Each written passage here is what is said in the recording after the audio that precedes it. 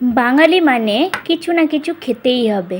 তো বাড়িতে কিছু করার মতন মুখরোচক কিছু ছিল না, তো ঝিঙে ছিল। ভাবলাম এটা দিয়ে কিছু একটা বানানো যাক।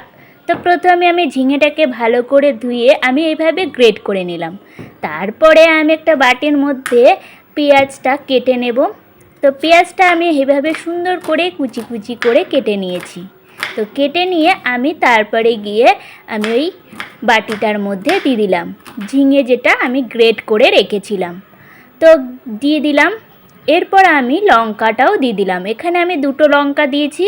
তারপরে আমি চালের গুঁড়ো 1.5 চামচ আর বেসন দিয়েছি, নুন আর হলুদ দিয়েছি পরিমাণ মতন, ভালো করে মেখে নিয়েছি। তারপরে আমি এখানে কড়াইতে তেলটা দিয়ে ভালো করে গরম করে নিয়ে একে একে ছেড়ে দিয়ে ভালো করে ফ্রাই করে নিয়েছি। তো খুবই সুন্দর হয়েছে, টেস্টি হয়েছে। Thank you. Please subscribe.